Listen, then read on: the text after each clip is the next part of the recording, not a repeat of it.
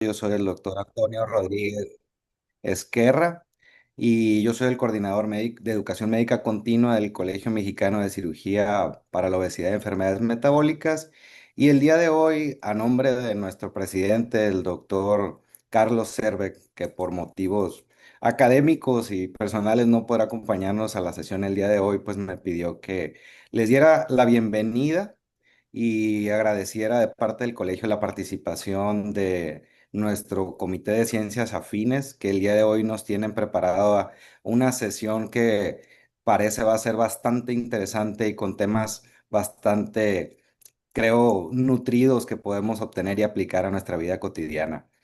Cedo la palabra al Comité de Educación Médica de Ciencias Afines, por favor.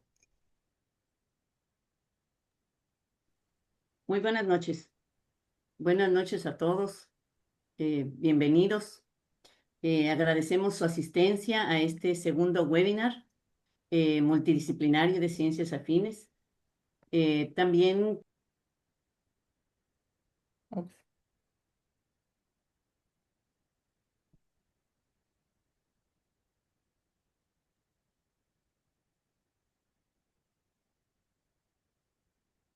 ¿La perdimos?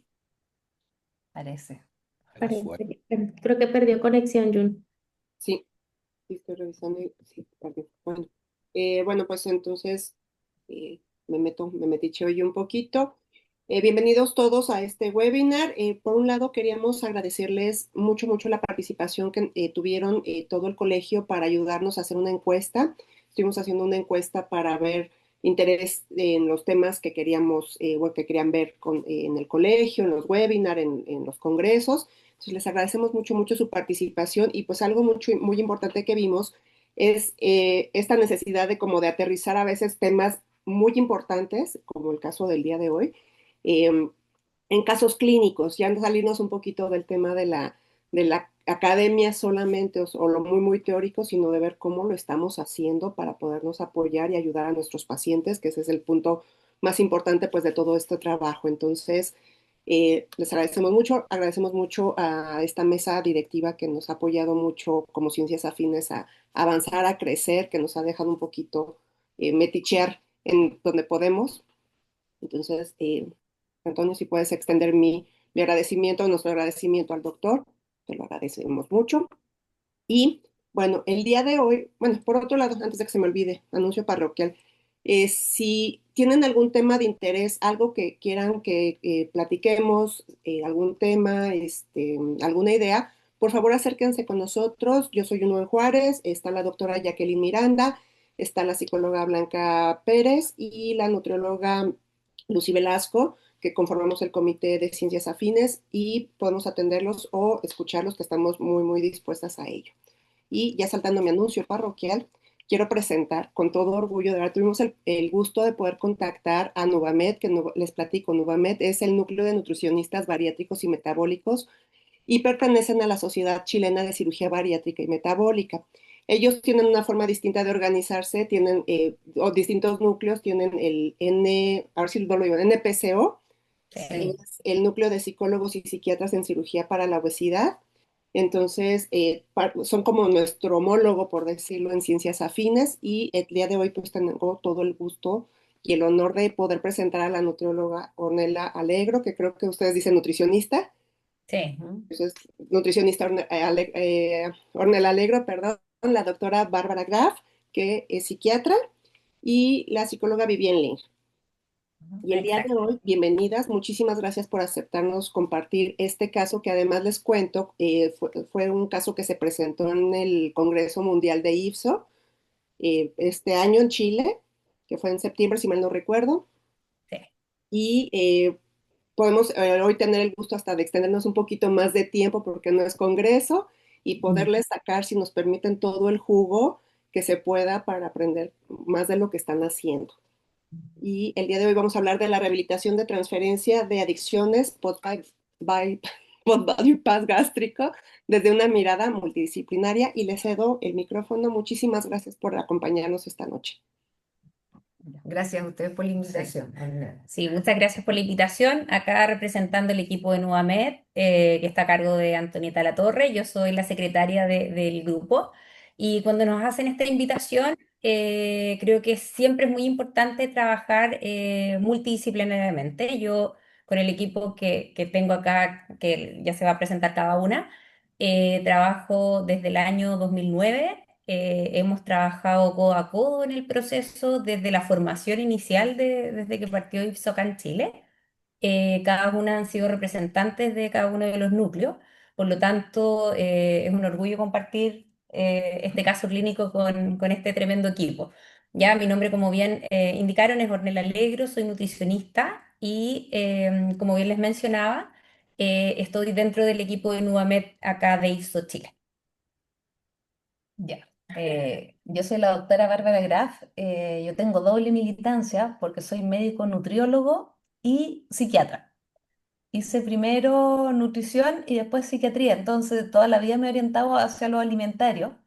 Pertenezco al equipo CIOS desde el año 2008, lo fundamos nosotros y fui parte del comienzo de la Sociedad de Cirugía Bariátrica como coordinadora de equipos multidisciplinarios y fui parte de esta división que tú dices, o sea, cómo ordenábamos lo que teníamos. Entonces hicimos varios polos, primero médicos clínicos, porque acá en Chile se da... no sé si ustedes ubican, pero Chile es una franja muy larga de tierra. Entonces, en algunos lados funcionan endocrinólogos como médicos, en otros existen nutriólogos, en otros medicina interna, etcétera. Entonces, ¿qué nombre le poníamos a la parte médica? Le pusimos médicos clínicos. La mayoría ya están siendo nutriólogos, pero hay de todo. Entonces, teníamos que englobar una categoría que juntaran a todos los médicos que no fueran ahí, a los médicos que no operaran. ¿Se escucha bien? Parece que hay un micrófono, ¿no? Ya. Después, el grupo de psicólogos, que ya lo nombraron, NPCO, que después nos agregamos los psiquiatras, partieron los psicólogos y después somos como 3 o 4 psiquiatras a nivel nacional. Las nutricionistas, que también partieron desde el comienzo súper organizadas. Y también hay un grupo de kinesiólogos. También hay un subgrupo de enfermeras y coordinadoras de equipo. Entonces nosotros cuando nos reunimos en los congresos tenemos salas aparte y hablamos de estos temas por separado y a la vez tenemos algo multidisciplinario, porque la idea es que todos sepamos de todo. Entonces, la idea de presentar este caso clínico era eso, que no solamente son cirujanos. Ya, pues, y le toca a Vivi. Bueno, yo soy Vivian Link, también soy psicóloga, pero además soy ingeniera en alimentos, tengo un magíster en bioquímica de alimentos y me dedico desde el principio del grupo CIOS, formamos el grupo CIOS y empezamos a trabajar interdisciplinariamente antes que muchos equipos aquí en Chile. Por lo tanto, nuestro lema es aprender todos de todos. Así es que en las reuniones clínicas también tenemos mucha formación entre nosotros, hablamos el mismo idioma frente al paciente, de tal manera de tener un discurso común. Y también pertenezco a NPCO y hemos de... Ética, ¿Ah? del comité de ética. Claro, exactamente. Yo también pertenezco al Comité de Ética de la Sociedad Chilena de Cirugía Bariátrica y ahí, bueno, llegan todos los problemas, las quejas, lo que se suscita en el diario práctica de las profesiones distintas que conforman estos equipos de cirugía bariátrica.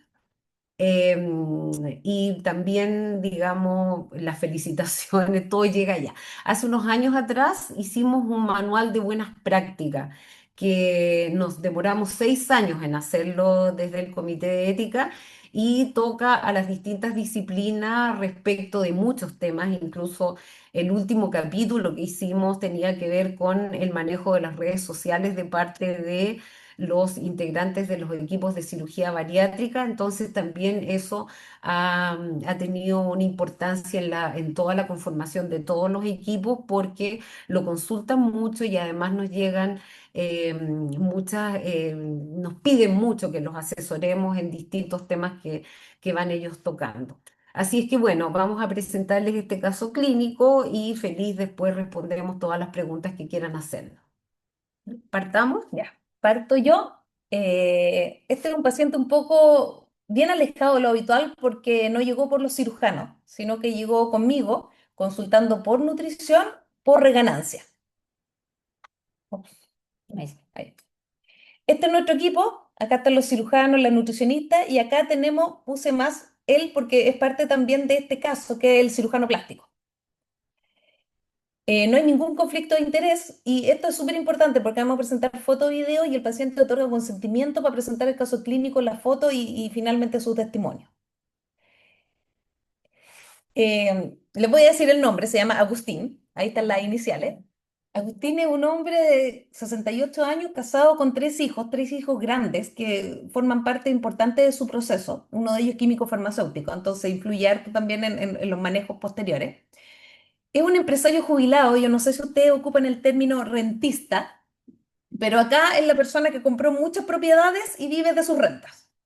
O sea, rentista. Él no tiene ningún trabajo fijo, no tiene jefe, no tiene nada, él se maneja como quiera. Y llegó con estos antecedentes, con un bypass gástrico y una colecistectomía abierto el 2003 en otro centro. ¿Ya? Es una nebulosa esto porque el otro centro acá son clínicas privadas, no hay registro, nada. O sea, la única información que tenemos viene del paciente, que pesaba más de 160 kilos, con un índice masa corporal de 54,1 en la precirugía. Su peso nadir logrado fue 105, o sea, bajó 55,5 kilos y llegó a un índice masa de 35,4. No tuvo controles postoperatorios, no tuvo equipo multidisciplinario, no tuvo suplementación vitamínica. O sea, a la antigua. Yo creo que fueron los primeros bypass que se hizo acá en la región. Nosotros no somos de la capital. Y ya cuando yo lo recibí tenía hipertensión y dislipidemia, después de haber hecho el bypass. Antecedentes familiares, esto es algo bastante importante en este caso, que después lo vamos a afrontar desde el punto de vista psicológico. Son 6 hermanos, 3 de ellos con obesidad mórbida, 2 con cirugía bariátrica y 3 con alcoholismo. ¿Ya? Estos antecedentes, cuando se operó él, probablemente no importaban, pero ahora sí que importan. Y ese hermano que se realizó la cirugía bariátrica fue el primero en hacerse un bypass gástrico en Chile y pesaba más de 200 kilos. Entonces es como parte de la historia de la cirugía bariátrica. Entonces yo lo recibo el 22 de febrero del 2023 con la primera consulta por reganancia de peso. Y ahí se me abre una caja de Pandora porque me empiezan a aparecer cosas que son ya no solamente de la especialidad de nutrición, sino que mucho más de la parte psiquiátrica. Esta era Agustín cuando consultó. Él me mandó una foto y me dijo, esta es la foto más evidente de cómo era yo. Pasaba todo el día sentado en la piscina porque no me podía mover y con un vaso en la mano. ¿Ya? Y fíjense, aquí atrás en la foto hay una moto. No sé si la logran ver. Y esa es una de sus motivaciones. ¿Ya? Había dejado de fumar hace 30 años, fumaba harto, bebía 4 o 5 vasos de whisky al día, no se embriagaba y se detenía porque le daba sueño y se iba a dormir. O sea, no provocaba ningún problema, se sentaba, él vivía en una parcela, que es como una finca, digamos, donde no tenía ninguna cosa más que sentarse al computador a ver los ingresos que le llegaban o le salían de sus cuentas de acuerdo a los arriendos de sus propiedades. Esa era su vida. Y sentado en esas condiciones, tomando sol y bebiendo. Drogas negativas, pero sí antecedentes de consumo múltiple de drogas en la juventud. Su actividad física ya estaba limitada por patología de rodilla y esa fue una de sus consultas, de sus motivaciones para consultar para la reganancia, porque hacía motocross y hacía equitación y llegó utilizando bastón. A todo esto, 2023 era como fines de la pandemia, entonces y él vivía como lejos, entonces muchos fueron por videollamada, otros fueron presenciales, etcétera, pero ya utilizaba bastón, entonces él no podía aceptar esta limitación funcional para hacer sus actividades que antes realizaba bien. De conducta alimentaria era un desastre. Consumía grandes porciones con vómitos frecuentes autoprovocados para poder seguir comiendo y bebiendo alcohol. Él se juntaba con su amigo y comía, iba al baño, vomitaba, pedía otro plato, comía, iba al baño, vomitaba. O sea, como que no era una purga desde el punto de vista bulímico, porque no era para mantener la delgadez, sino que era para seguir comiendo solamente. Era como vaciar el estómago que tenía. Y eso era bastante frecuente y durante mucho tiempo. Entonces ahí me encontré yo con el problema y de alguna manera como que lo desafié. Le dije, ¿sabes qué? Veo el caso súper difícil. Acá hay adicciones, hay un montón de malos comportamientos, seguimiento, falsa conciencia y le di bien poca esperanza, la verdad. Además, tenía insomnio y comer nocturno. Se levantaba a comer a las 2 3 de la mañana lo que encontrara. Me mostró unos exámenes antiguos que ya eran sugerentes de daño hepático crónico. No sé si ahí logran ver, está también con vino, con otro vaso, asados Mm. frecuentes, barbacoas, digamos, con su amigo en su casa, afuera. Y diagnostiqué una obesidad extrema o superobesidad. Después vamos a mostrar todos los parámetros antropométricos, pero es para tener un hilo más o menos creíble de la historia. Dislipidemia, OBS, este daño hepático crónico y dependencia al alcohol. Entonces, ¿qué es lo que hice? Le bajé las expectativas, digamos, que no existía una pastilla milagrosa ni nada, que con ese hígado tampoco podíamos hacer mucho de lo farmacológico.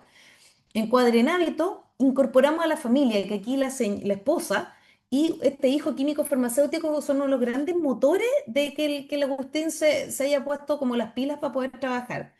Lo derivé a nutricionista y psicóloga, pero pude solo a nutricionista.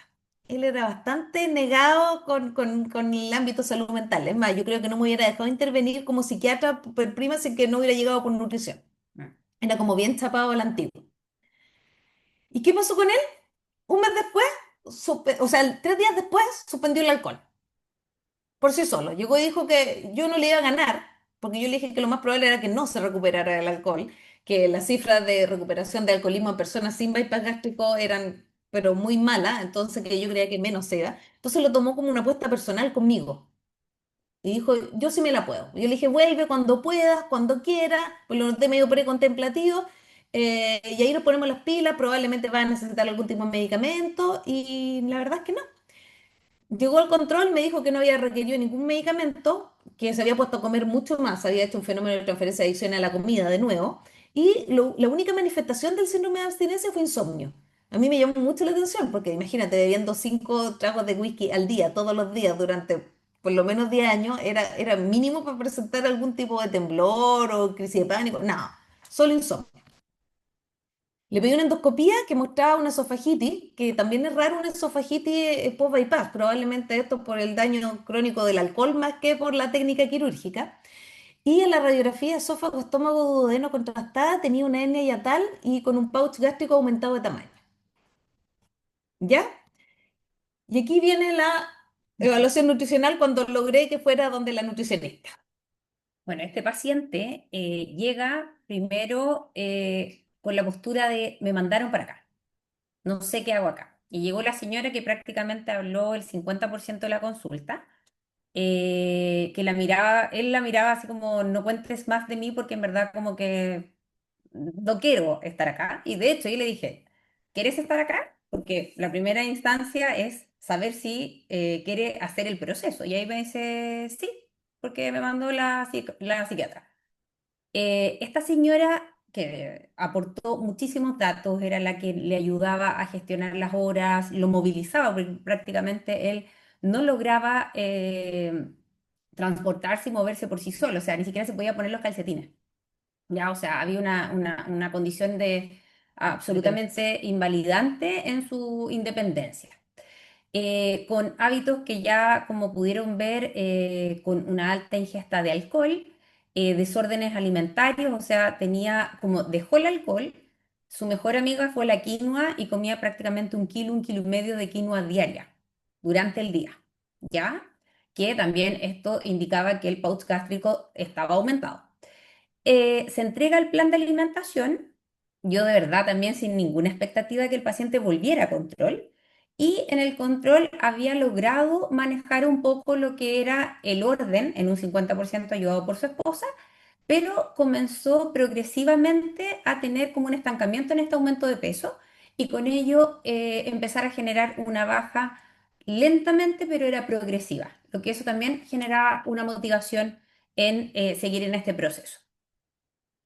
Me perdí. Ahí está, ¿sí? ¿Me cortaste? Ahí está. Ya.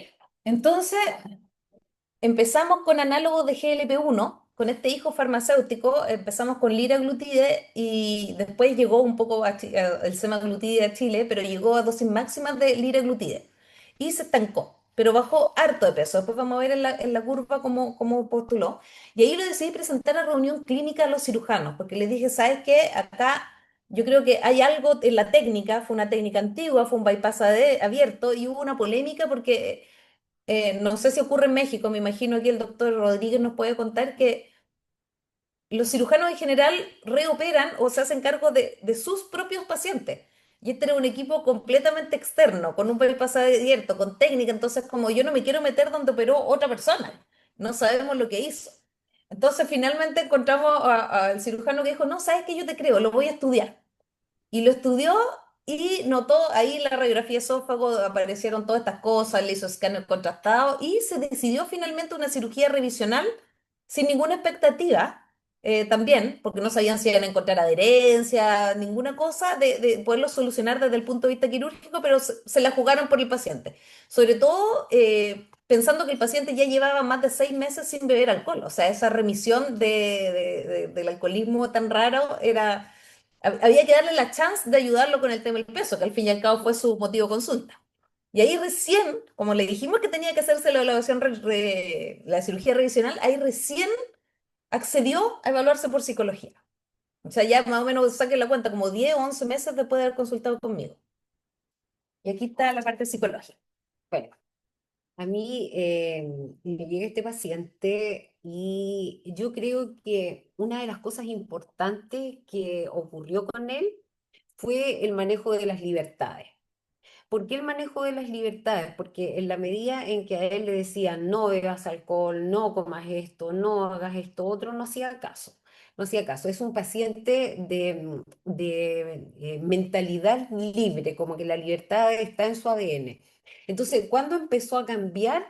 Cuando sintió que él estaba manejando sus libertades. O sea, él decidió ir a la nutrióloga, decidió hacerle caso, después decidió ir donde la nutricionista le presentó más o menos el mismo esquema, le dijo, ¿quieres estar aquí?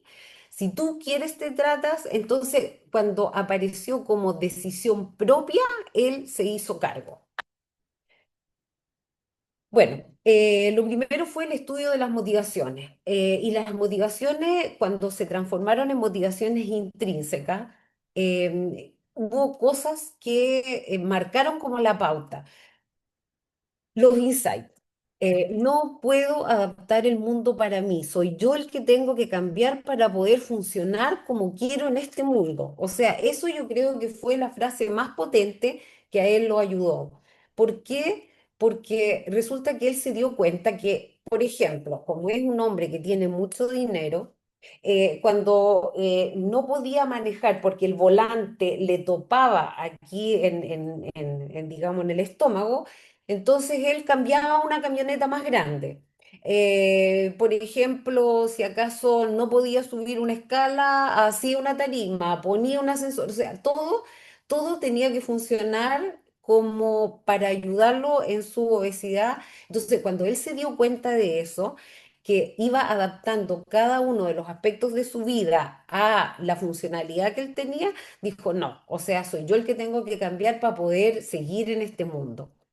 Y lo otro, que fue que la nutrióloga le dijo que si no se mejoraba, o sea, si no cambiaba, estaba enfermo y se iba a morir. Y él decidió que en esta etapa de su vida aún no le había llegado el momento de morirse y decidió cambiar, decidió hacer caso, empezando, decidió aceptar todas las sugerencias y yo creo que eso fue lo más potente en el cambio.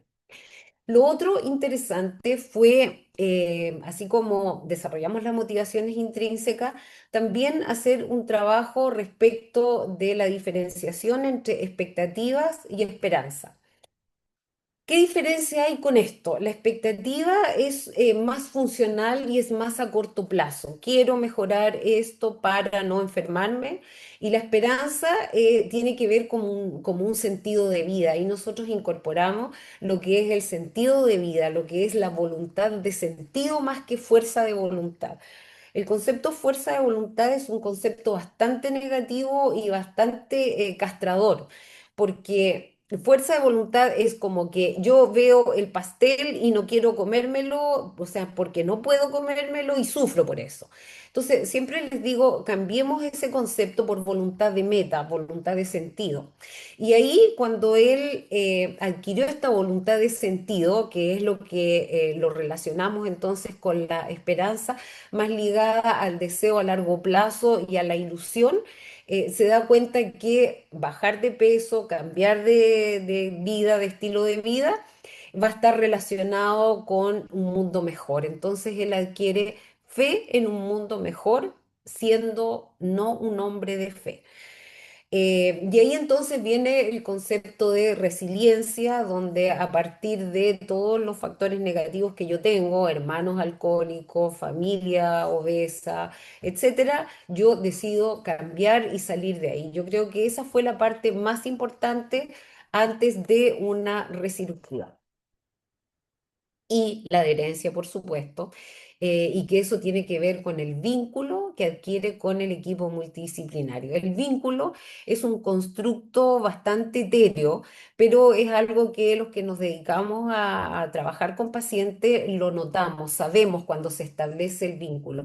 El vínculo tiene que ver con una mezcla entre confianza, entre cariño, entre no querer fallar, entre ser responsable y comprometerme conmigo mismo y con el otro. Y yo creo que una de las cosas también que se logró fue la adherencia al paciente.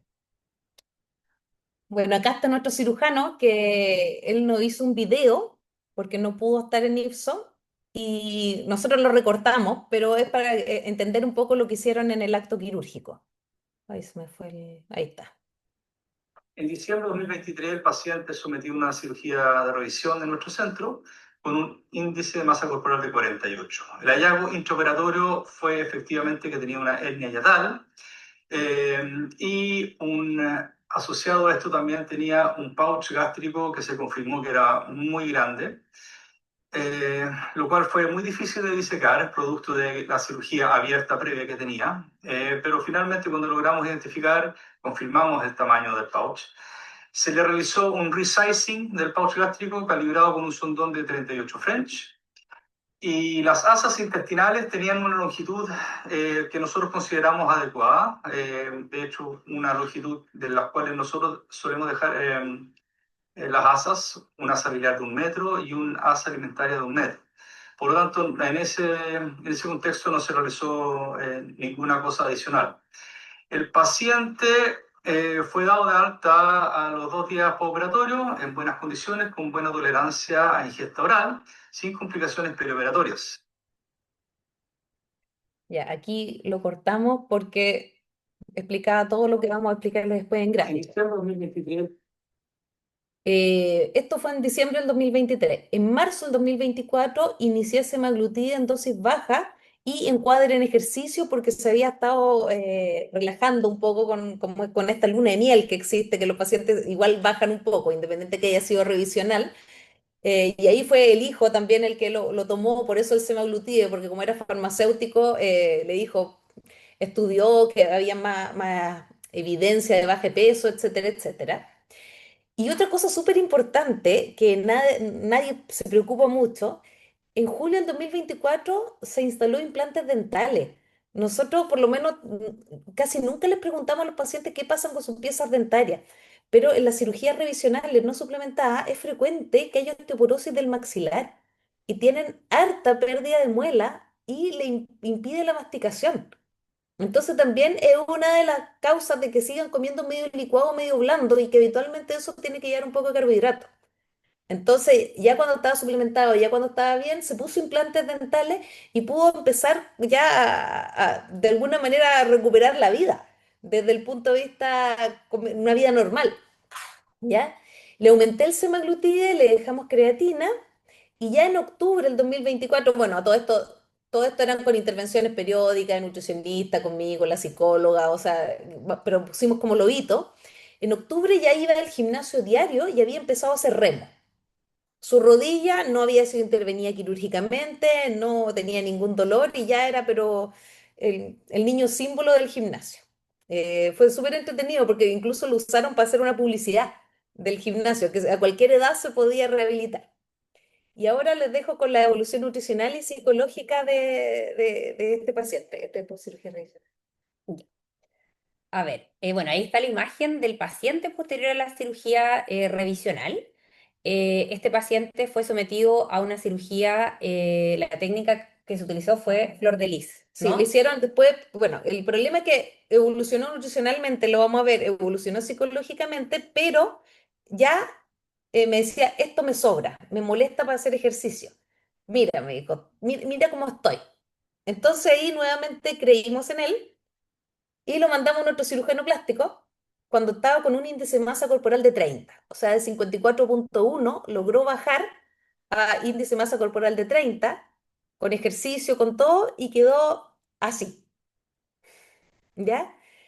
Eso le permitió, bueno, de partida se sacó como 8 kilos de piel, entonces bajó de IMC de peso. obesidad, llegó a sobrepeso, y mucha más movilidad y mucha más, se puso hasta vanidoso, se empezó a comprar ropa, era otra persona.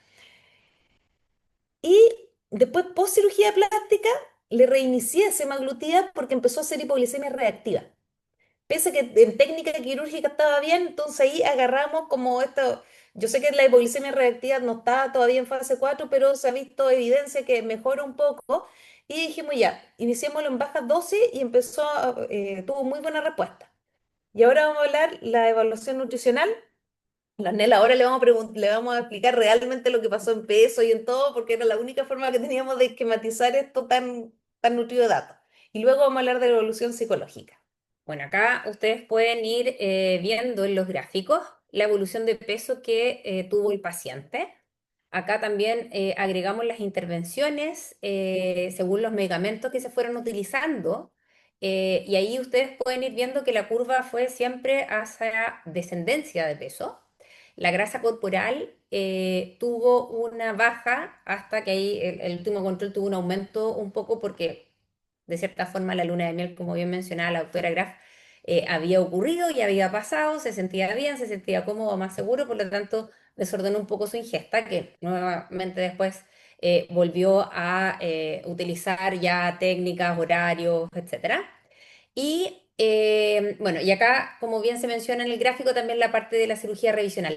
Si ustedes ven, siempre va hacia descendencia, ¿ya? Por lo tanto, esto también era una motivación que el paciente tenía que en cada control tenía un logro en relación a lo que era la parte antropométrica.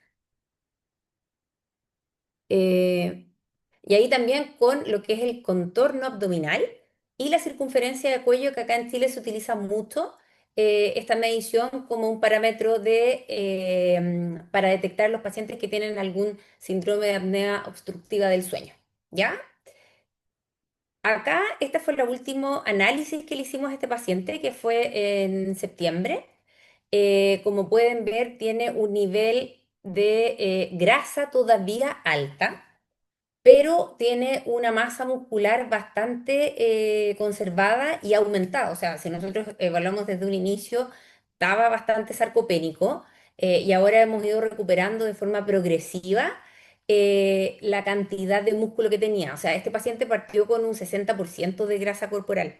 Por lo tanto, estos parámetros son súper objetivos en relación a toda la evolución que hizo el paciente. Acá nosotros podemos ver lo que fue la distribución de la molécula calórica. Esta molécula calórica no, la dejamos finalmente más o menos en un aproximado de 1.600 calorías.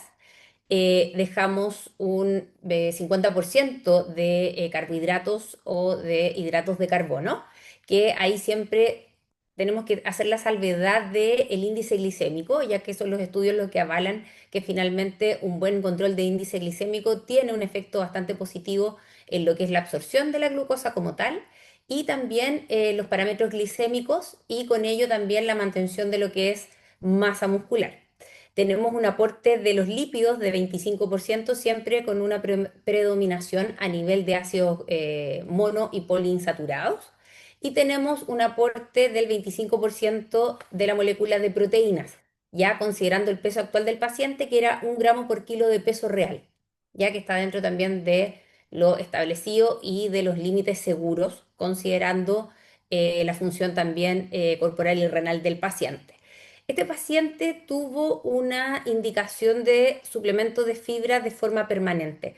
Cuando no utilizábamos la suplementación de fibra, el paciente sufría en sus procesos defecatorios, por lo tanto, a modo profiláctico se mantuvo por un largo plazo y hasta ahora va, más bien va en disminución del uso, pero cada cierto tiempo tiene que volver a utilizarlo porque no logramos de cierta forma regularizarlo, ¿ya? Y finalmente era muy, muy doloroso para él. Con el tema de las vitaminas, muy adherente, buscando siempre alternativas. De repente nos llevaba un frasco le llevaba a la doctora Graf un frasco de gomitas, estas gomitas me sirven, cuántas tengo que consumir, porque me las trajeron, o sea, siempre buscando para mantenerse y proyectar esta vida de una calidad mucho más positiva.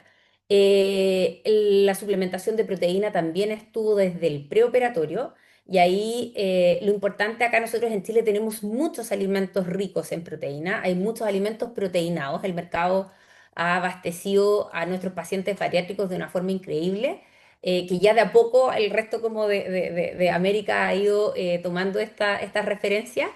Y también el consumo de la creatina, que nos ayudó mucho a la mantención de la masa muscular y con ello también a sacarlo de este proceso sarcopénico que estaba. Acá, más o menos a modo de resumen, el aporte de las porciones en una distribución que era de alimentación cada 2 horas. Este paciente no funcionaba con periodos de más de 3 a 4 horas, porque en el siguiente tendía más a picotear. Entonces, finalmente llegamos a un acuerdo y a él le acomodaba bastante la alimentación cada 2 horas. Utilizamos ahí recordatorios de alarma, siempre reforzando lo que era el tema de las porciones, cantidades técnicas de preparación de alimentos, sobre todo para bajar los índices glicémicos, ya sea de los fideos, del arroz. Eso es clave, entregarle esas herramientas, entregarles recetas, entregarles consejos. Hoy en día tenemos plataformas, tenemos mucha información dando vuelta, pero hay que bien utilizarla. Y ahí nosotros como nutricionistas o nutriólogos, como en el caso que ustedes allá los mencionan, es clave hacer este proceso educativo porque como bien les menciono, hay demasiada información y esa información no es para todos los pacientes, ¿ya? Por lo tanto, ahí es súper importante también trabajarlo de la parte de apoyo emocional. Y con la evolución de los exámenes, Sí, aquí ya. les cuento un poco los exámenes. Si se dan cuenta, en abril del 2015, que estos son los del daño hepático crónico que nos mostró, fíjense el índice de OMA cómo estaba. Y después miren cómo fue mejorando, pues de 7,5 a 3,9. Este fue justo antes del Congreso, le pedimos parámetros nuevos. Acá en octubre del 2024 él está bastante mejor. Y lo curioso es lo que viene ahora, que fíjense el daño hepático que tenía en 2015 y miren los parámetros, cómo lo logró revertir, el índice de fibrosis hepática. Y es un paciente que literalmente se mejoró de un hígado graso y de una cirrosis alcohólica con muy poca expectativa. O sea, yo a este paciente, este hígado, le saco el sombrero porque realmente yo le tenía bien poca fe. Lo entretenido ahora desde el punto de vista psiquiátrico es que este paciente el único medicamento psiquiátrico que requirió como apoyo fueron hipnóticos. Sopiclona en caso de necesidad para manejar el insomnio y dejar de comer en la noche. No requirió antidepresivo, no requirió antiimpulsivo, no requirió antipsicótico, no requirió antabús, no requirió pellet de ninguna cosa. O sea, netamente el compromiso. O sea, acá fue motivación y parte psicológica y parte nutricional, principalmente con una guía y nosotros con un concepto que tratamos de utilizar que es difícil transparentar al resto del equipo que se llama aceptación incondicional positiva. O sea, las puertas están abiertas cuando tú quieras volver. Si te dan ganas de recaer en el alcohol, si te pones a picotear, si aumentas de peso, si dejas en el gimnasio, para eso estamos. Para eso estamos, no te vamos a retar, ni te vamos a culpar, ni vamos a hacer ninguna cosa, sino que consúltanos cuando quieras. Y aquí les vamos a pasar la evaluación psicológica, que es yo creo que el pilar fundamental de este caso. Ay, espérame, que no lo puedo. Bueno, Tal como dice Bárbara, un concepto clave es la motivación y es la validación de lo que a él le iba ocurriendo también y tal como decía la aceptación incondicional positiva, que tiene que ver con que a lo mejor no puede gustarme algo que tú estás haciendo, pero te voy a apoyar incondicionalmente. Lo primero fue entender que la motivación es un proceso, no es un evento en el tiempo, no es estática, varía y también puede fluctuar. O sea, puede haber tiempos donde haya una alta motivación, puede haber tiempos donde haya una baja motivación, puede haber tiempos donde se pierda la motivación. Y cuando se pierde la motivación, nosotros tenemos que apoyarnos en valores que son más profundos, como por ejemplo la disciplina, como por ejemplo la responsabilidad, como por ejemplo el compromiso, etcétera. Pero lo más importante es validar el hecho de que esto es cambiante. Segundo, que es direccional, o sea, tiene una dirección y nos orienta hacia la consecución de objetivos concretos. Y aquí también está y se enlaza con lo anterior, con lo que hablábamos respecto de lo que es la voluntad de sentido, la voluntad de meta, la voluntad de objetivo. Nosotros nos fijamos un objetivo concreto, que en el caso de él era una esperanza, digamos, porque era algo más profundo, más a largo plazo. Entonces él caminaba hacia allá. Y yo siempre les digo, tú te diriges hacia allá y tenemos que fijar un camino. Y en ese camino se nos van a atravesar muchas cosas. Esto que se atravesó, ¿me sirve o no me sirve? No me sirve, ok, lo desecho. ¿Me sirve o no me sirve? Si me sirve, lo entonces incorporo. Y eso a los pacientes los hace reflexionar y los hace acordarse en el momento en que pudieran a lo mejor dudar o pudiera bajar un poco la motivación. También implica intensidad, puede variar en fuerza y puede variar en persistencia, o sea, la motivación puede ser tremendamente profunda, sobre todo al principio. Al principio es mucha la motivación, son muy pocos los cuestionamientos, son muy pocas las ganas de recaer, etcétera, pero después se va perdiendo. Y eso es importante decírselo al paciente antes, o sea, explicarle al paciente que puede pasar por esto, cosa que cuando le ocurra lo tenga normalizado y sepa que puede recurrir a nosotros. Y la persistencia en el tiempo también, o sea, una motivación nosotros tenemos que tratar de trabajarla para tenerla siempre en el largo plazo y que esto tenga que ver entonces con mejorar su calidad de vida, pero también con mejorar su calidad de muerte. O sea, eso también tenemos que incorporarlo. Por último, si es que, porque muchas veces dicen, pero si de algo tengo que morirme, bueno, pero si te vas a morir, muérete en forma lo más digna que se pueda. Y también es un factor clave para el éxito, pues ayuda a superar cualquier obstáculo que se presente y para alcanzar meta. Y muchas veces esto tiene que ver con el vínculo, que era lo primero que hablábamos, porque si bien él tampoco quiere fallarse a sí mismo, también hay un componente social alto que tampoco quiere fallarle a su entorno, pero por sobre todas las cosas no quiere fallarle a su equipo. Eso es lo más importante. Bueno, y aquí hay fotos nuestras con Bueno, él. él es Agustín ahora. Acuérdense de la foto de la persona que está depositada en una silla con un vaso. Bueno, así está él. Y acá hay un video de cómo es su vida. Martes a jueves, 1 hora y media, 2 horas. Ahí lo cortamos también, pero él, eso es su entrenamiento, nada en su piscina. Si se dan cuenta, las rodillas que usaban bastón están ahí sin ningún tipo de intervención quirúrgica. Y la verdad que, bueno, esta historia se seguirá escribiendo. Puede ser que recaiga en comida, recaiga en alcohol y ahí estaremos. Y acá hay un testimonio que es súper importante, que es como el broche de oro del paciente. Esto empezó en el año 2023, ha sido una experiencia bastante buena porque fue exitosa. Gracias a este equipo me siento muy bien con lo que he hecho y con lo que me han ayudado a hacer el equipo. Y totalmente satisfactorio y recomiendo a cualquier persona obesa que se lo haga. Esto empezó, Eso. esto Ahí. empezó el Muchísimas gracias. Al contrario, wow, no sé, me quedé, qué caso tan impresionante, creo que todos estamos un poquito así. Muchísimas gracias. Hay una pregunta por ahí del doctor Alfonso Najar. Si alguien más tiene preguntas, por favor, adelante. Aprovechemos que las tenemos y que nos pueden contar bien cómo estuvo.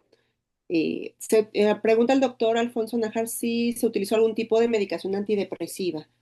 Nada, solo los inductores del sueño, como dije. La verdad que el paciente nunca estuvo deprimido. El paciente podríamos haber usado antidepresivos como antiimpulsivos si es que hubiera tenido algunas ganas de volver a beber o algo, pero nada, solamente fue motivación propia. Yo incluso le había dejado en SOS, en caso, sobre todo los primeros meses después de la abstinencia, que usara diazepam o clonazepam, alguna benzodiazepina para manejar el síndrome de abstinencia y la caja estaba intacta. No la usó. Ok. Wow, sí, yo creo que fue un trabajo que hiciste como indirecto en este tema de motivación. Me parece que fue como que le diste en el puntito En el rojo, en el ego pero para algo bueno, la verdad es que wow, estuvo increíble. Están preguntando también si para pacientes que tienen adicciones han encontrado utilidad en terapia EMDR. Bueno, ahí el EMDR es un gran tema, se está usando harto. En general, el EMDR comparte, funciona mucho para trauma complejo temprano, que si nosotros analizamos o sea, las causas de obesidad mórbida, se ha visto que hasta un tercio de los pacientes tienen experiencia de trauma complejo temprano, abandono infantil, abuso infantil, etcétera, etcétera. Entonces, el abuso, o sea, el trauma complejo temprano, también es un factor de riesgo de desarrollo de adicciones, además de una patología psiquiátrica. Entonces, si lo miramos en conjunto, yo creo que sí serviría, ¿ya? Pero lamentablemente, tú sabes que todos los estudios en trastorno de conducta alimentaria y adicciones están basados en terapia cognitivo-conductual, principalmente o sus derivados, porque son las que se pueden medir. Pero yo creo que sí estaría bastante indicado en este grupo de pacientes, que no es menor, o sea, un tercio de los pacientes bariátricos. Hoy día se están utilizando muchas de las terapias de tercera generación, donde hay una combinación, digamos, con terapias más humanistas, entonces se hace como un mix y se ha visto que hay una muy buena respuesta en el caso de los pacientes obesos. Sí, claro. De hecho, yo me quedé pensando un poquito en el manejo. Yo tengo una gran pregunta, si me permiten. ¿Ha consumido alcohol? No, Nada, seguimos en nada, es lo cero. primero que le pregunto cada vez que lo veo. Ok, ok. Y no refiere de se me antoja, ni quisiera. Nada, Y lo no, tiene. dice, yo Sí. tengo ganas de tomar, o sea, él se sigue juntando con sus amigos que siguen bebiendo, que son amigos no operados, pero dice, yo tengo la posibilidad, pero no quiero cambiar esto que he logrado por un trago de alcohol. Claro, claro que por ejemplo, a mí en mi caso, que mi enfoque es más cognitivo-conductual, algo que hace diferencia, está el modelo de alcoholismo de enfermedad y el modelo más de TCC, que Ujú. es como la falta de recursos, por eso es que se cae en una adicción.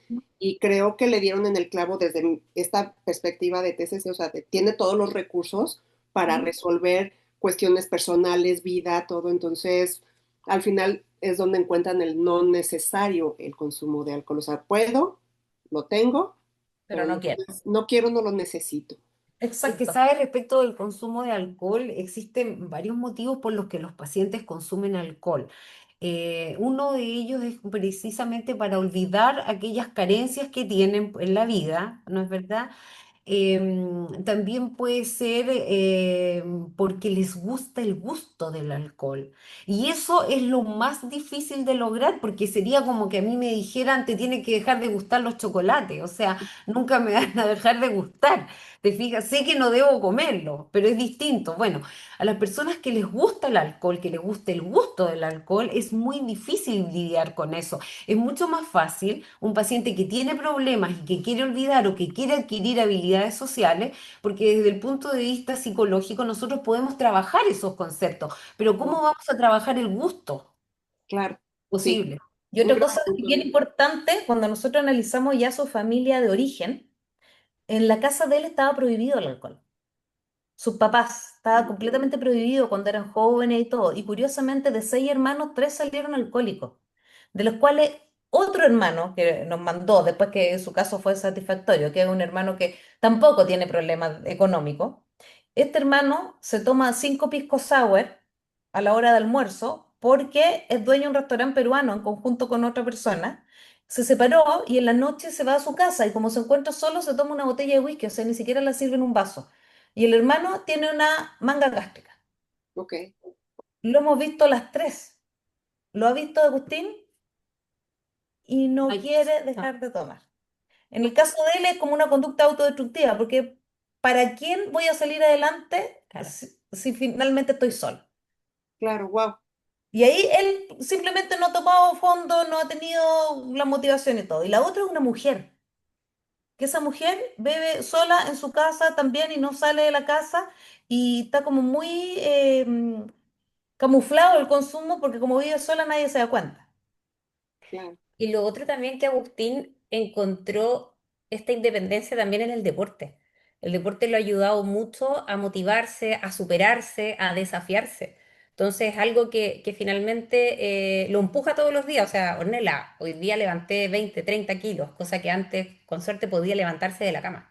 Entonces, eso también lo ha utilizado él como una herramienta clave en la motivación de este proceso. Y él sabe que dejando el deporte va a empezar nuevamente el fantasma, ya sea el alcohol o la alimentación, que lo va a rondar hasta que, porque él sabe que si recae, le va a costar mucho más. Por eso él dice, levantar. no lo quiero hacer, tengo alcohol en mi living, en mi comedor, el resto va y toma, pero yo no voy a beber. O sea, Bueno, ese también es un concepto importante porque tanto el alcohol como el ejercicio son productores importantes de dopamina en nuestro cerebro. Entonces, si bien no estamos obteniendo esta dopamina que a nosotros nos hace sentir no solo como felicidad, como confort, sino que además es activador, bueno, esta dopamina él la obtiene con el ejercicio. Entonces, también se produce ahí una compensación de lo que podría obtener con el alcohol.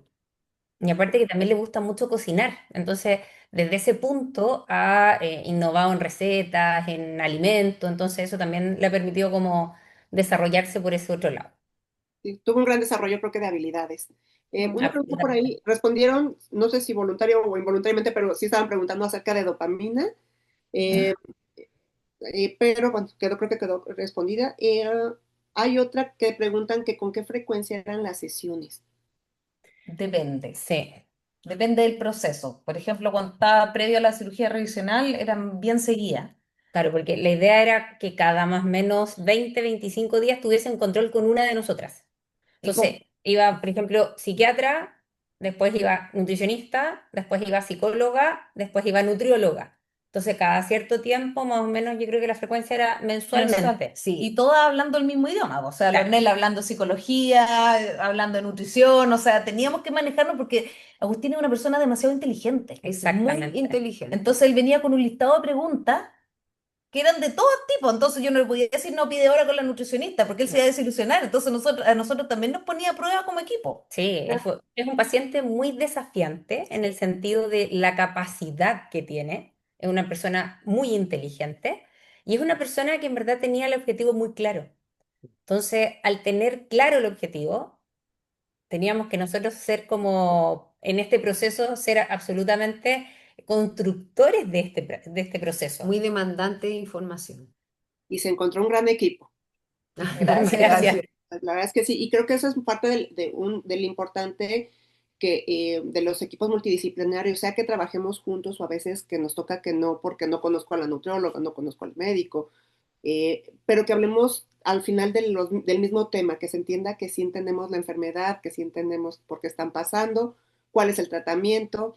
Creo que la verdad es que Bárbara, es el darle las expectativas claras de qué podía lograr, creo que también fue un empuje o que es algo bien importante compartir con los pacientes de cuáles son sus verdaderas expectativas realistas y que ellos las pueden rebasar, pero es de ellos, es tarea de Exactamente. Ahí ellos. está la diferencia importante entre ser un equipo multidisciplinario y ser un equipo interdisciplinario, porque un equipo multidisciplinario tiene distintas especialidades que lo ven, pero no se conectan entre sí. El ser interdisciplinario nos da esa conexión entre los integrantes del equipo.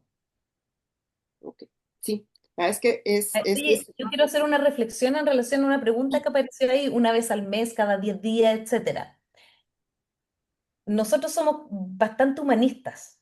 Entonces, una de las cosas que discutimos cuando planteamos el inicio de este equipo era que nosotros no podíamos ser paternalistas ni directivos con los pacientes. Teníamos que entregarle la responsabilidad del proceso a ellos. Nosotros le decimos, te recomendamos que veas tal cosa cada cierto tiempo, etcétera. Pero de ahí a la solicitud de hora, de cita, de turnos, como le llamen ustedes, eso está de acuerdo al paciente. Por ejemplo, yo ahora al Agustín de exámenes, le pido exámenes cada 6 meses. Y él sabe que me puede necesitar cuando quiera. Y cada cierto rato me dice, necesito exámenes, pasa esto, o vía Ornella. Pero él tiene que seguir manejando su libertad, porque nosotros no podemos venir a coartarle de nuevo, con horario, con cita establecida o con una enfermera que lo persiga, lo que él logró recuperar. claro, es como por eso que no funcionan estos camps que hay por ejemplo, en Estados Unidos donde los encierran y los Exacto, obligan a hacer. Wow, exacto. wow. La verdad es que qué gran tema, de verdad, muchísimas gracias. No sé si hay alguna pregunta por ahí de alguien más, creo, yo ya no leo ninguna, pero de verdad me pareció increíble el trabajo que hicieron, lo que presentaron.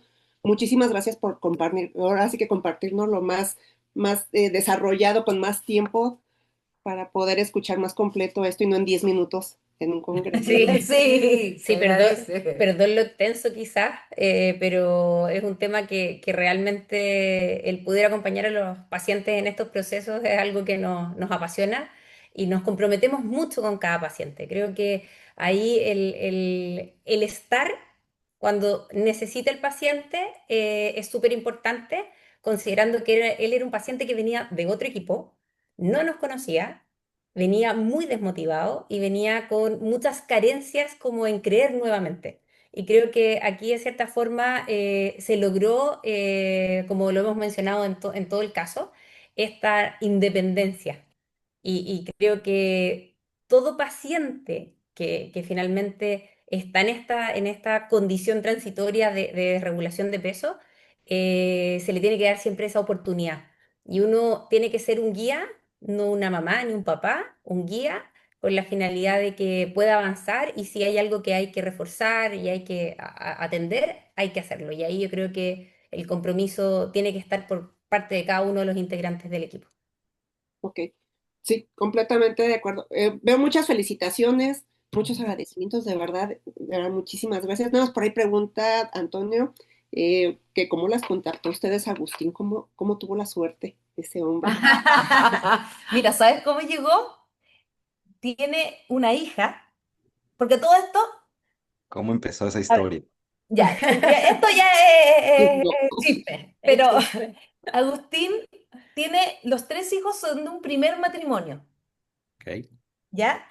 Y esta esposa es la esposa de un hermano que falleció, La actual. la actual, la que lo ayuda. Y este hermano que falleció de obesidad no tratada. Entonces, esa es una de las motivaciones para ella siempre acompañarlo porque no quería perder este segundo marido que fue su cuñado antes. Es una cosa media extraña. uy, ¿Ya? Entonces, esta hija del Algo. primer matrimonio se hizo una manga gástrica y reganó. Y esta hija es psicóloga y llegó conmigo el 2018, por ejemplo, como 5 años antes. Y de ahí en adelante le dijo, papá, tú tienes que consultar, papá tiene que consultar, papá tiene que consultar. O sea, tuvo 5 años insistiéndole en que consultara por su reganancia. Y ahí me encontró. wow. Yo creo Wow. que sí, a todos los que estamos aquí dando consulta nos gusta el chisme, eso es cierto. Digo, nos gusta el chisme, no lo voy a negar, pero tiene, lo que ustedes han comentado es bien importante. El paciente tiene que hacer clic, tiene que hacer match con su equipo y tiene que ser empático. Y a veces hay muchos pacientes operados afuera que no hacen ese clic, que no hacen ese vínculo con su grupo multidisciplinario y a veces por eso no vuelven. Entonces, preguntaban ustedes, ¿qué tan común es con nosotros en México que veamos pacientes operados en otro centro? Pues es frecuente, no es tan raro. O sea, sí vemos pacientes que vienen de otros lados, sobre todo porque aquí hay turismo médico. Ah, No claro. sé, en este caso con ustedes, yo no sé si Agustín, digo, en ese punto histórico, ¿él pagó su cirugía o fue una cirugía por seguridad social? Eh, En Chile todo se paga. Hasta no ok, existe seguridad social para la cirugía. Existe un sistema que se llama Bonopad, que es como un cofinanciamiento, en ok. que el Estado paga la mitad de la cirugía y el seguimiento, Siempre y cuando sean pacientes de escasos recursos. siempre y cuando sean Esté pacientes acreditado. y cumplan los criterios de la IFSO para ser merecedor de una cirugía bariátrica. Entonces, pero siempre hay un copago por parte del paciente. Eso es bueno, porque eso finalmente motiva al paciente a mantener el resultado y a tener la adherencia para no perder ese derecho o ese beneficio que el Estado les da. En México contamos con sistemas de salud que lo ayudan. También tengo entendido que hay modalidades de copago, pero la gran mayoría del paciente lo paga y a pesar de ello, muchos se pierden. Sí, Mm. es muy frecuente. Por eso nosotros, este caso es muy raro. Estadísticamente iba al fracaso, por donde lo mirara. Totalmente de acuerdo. Aquí la combinación del el candidato perfecto, le pegaron donde le duele y lo llevaron de la mano a lograr un resultado formidable. Excelente combinación. La más Imagínate, difícil de conseguir, sinceramente. exactamente. Y fue un re-bypass después de 21 años. No, bypasses Imagínate. abiertos, por favor, no. Son O sea, tú lo miras y estadísticamente iba al fracaso, pero tremendo. Entonces, por eso cuando nos preguntaron si teníamos un caso para la IFSO, nosotros en nuestro caso índice, o sea, después de Agustín nosotros sabemos que se puede. Sí. Que el que no puede es porque no quiere. es correcto. Y Creo eso que la es... decisión de haberlo intervenido y de haberlo motivado más y haberlo impulsado, creo que fue fundamental y fue un parteaguas para que él continuara. Digo, a ver, si fuera un tema quirúrgico, pues hablaríamos, le preguntaríamos al cirujano sus tips, ¿no? Pero no, no es el caso. De verdad, muchas felicitaciones. Ojalá y tengan muchos más Una casos de pregunta, estos. una pregunta que salió era por qué no habían recalibrado la asa. O sea, que recalibraron el pouch y no habían hecho... Lo Entonces, pensé, pero no. sí.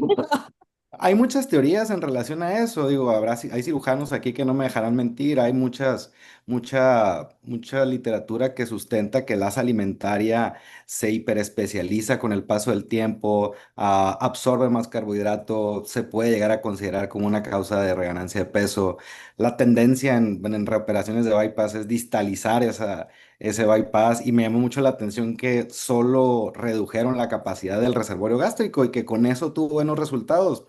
Híjole, ¿Se excelente imaginan que, trabajo psicológico, pero aquí a veces eso no funciona, nada más.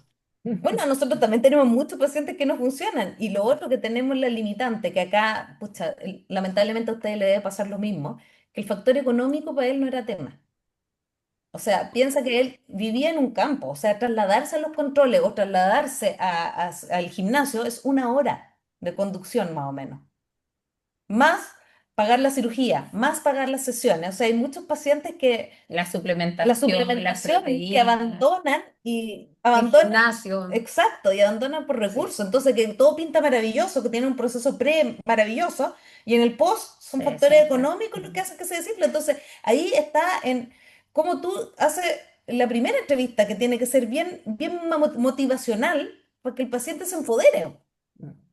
Y ahí hay muchas preguntas por lo que veo, cuáles son los factores que favorecen más bien el vínculo. Yo creo que lo primero es creerle al paciente. O sea, yo creo que la base está en creerle al paciente y generar ese vínculo en el sentido de que tú estás acá porque quieres estar acá, ¿ya? No estás obligado. Y acá yo también siempre les digo en la primera consulta, si tú no tienes feeling con alguno de los profesionales, hay más profesionales, hay más nutricionistas, hay más psicólogos, hay más nutriólogos. El zapato no nos puede quedar igual a todos. Correcto. A ver, pero yo te puedo dar alguna sistematización respecto de los vínculos. Existen 3 puntos básicos. Uno es la empatía. Empatizar con el paciente, que no hay que confundir con simpatía. ¿Te fijas? Yo Mm, empatizo, tú te das cuenta que yo empatizo contigo, porque si no, no sirve. La empatía es que tú te estás ahogando y yo te tiro un salvavidas. La simpatía es que tú te estás ahogando y yo me ahogo contigo. Eso no le sirve al paciente ni me sirve a mí. Entonces, correcto. concepto básico, empatía. Segundo concepto, congruencia. Y la congruencia es tremendamente importante. ¿te fijas? Yo no le puedo decir a un paciente, tú tienes que comer sano y yo voy al carro al supermercado y voy llena de golosinas y me encuentro con el paciente en el supermercado. O sea, no, a mí me da terror ir al supermercado y encontrarme con un paciente, porque él tiene que creer lo que yo le estoy diciendo y una forma de creer es ser congruente. Y el tercer punto importante para establecer el vínculo es algo que mencionó Bárbara, que tiene que ver con la aceptación incondicional positiva. Aceptación incondicional positiva quiere decir, aunque tú falles, yo voy a estar contigo. No significa que voy a estar de acuerdo en lo que tú estás haciendo, pero voy a estar contigo. Entonces, esos tres puntos son básicos para establecer un vínculo. Y eso el paciente lo percibe en la primera cita. En la primera cita nosotros le tenemos que entregar eso. Y en eso yo creo que nosotros somos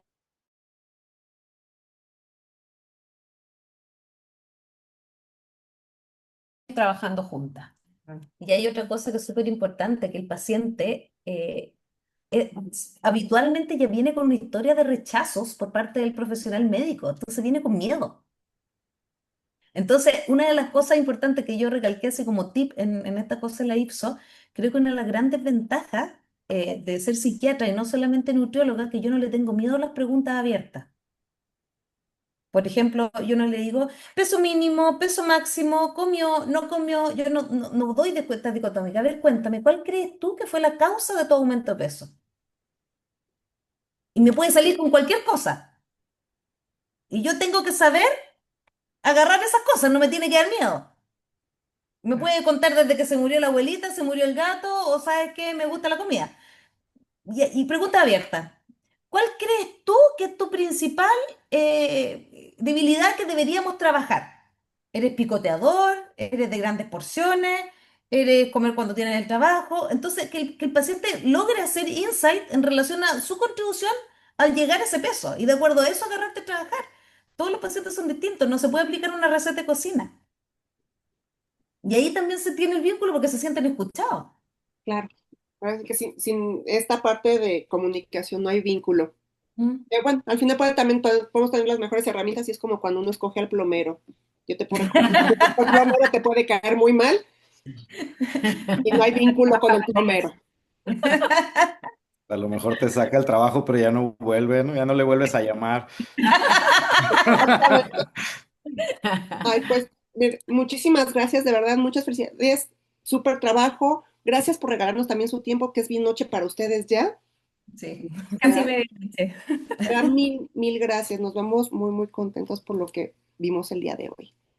Lo que quieran, cuando quieran. Exactamente. Pronto escucharán de nosotros, van a ver. Muy amable. Gracias.